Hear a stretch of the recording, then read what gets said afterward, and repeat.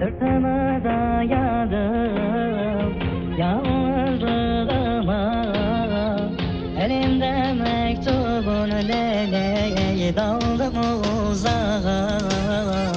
Elveda yazmışsın son satırına, gözü yaşlı koyup gittin erme muradına.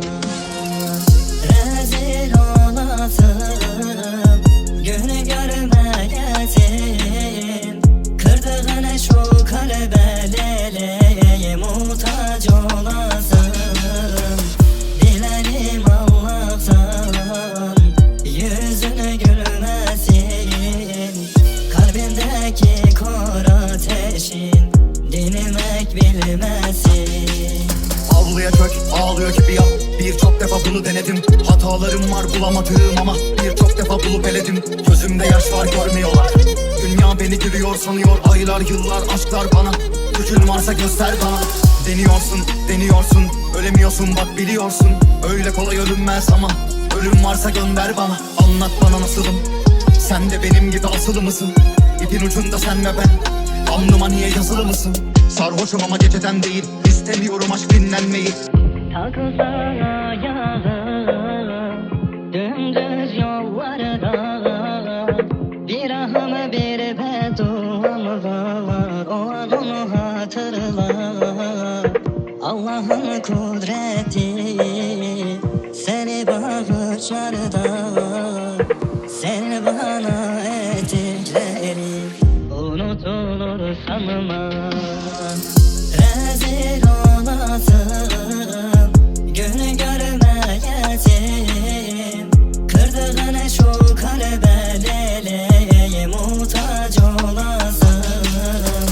Dilerim Allah'tan yüzünü gülmesin, kalbindeki kor ateşin dinmek bilmesin. Rezil olasın günü görmeyesin,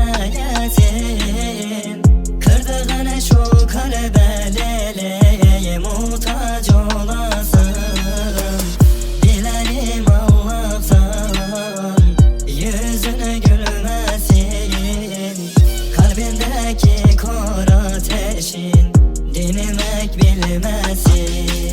Zaten mezarıma ellerim eşmiş. Sus, sesin olduğu yerde yağmurlar yağıyor yüzüme. Dans ediyor ölüm ölümle birlikte. Çizeliyorsun günün bir yerinde. Pencere önünde tek bir kuş yok. Hani mavi bulutlar görecektik. Sırtımda dünyanın yükü var. Bir de huzuru son öpüşümde melekti. Çırpınıp duruyorum aşk görüşüm dar. Uğruna son bir defa ölüşüm var. Dünya batıyorsa güneş ölsün, sana hiçbir şey olmaz gülüşün var. Sus, yüzüme vurmayın her şeyi, içim dışım geceden beri geçmiş. Ne bileyim tatili hayat mı yar mı, zaten mezarıma ellerim eşmiş. Sus, sesin olduğu yerde takılsana ayağım dümdüz yollarda, bir ahım bir bedduam var, o an onu hatırla.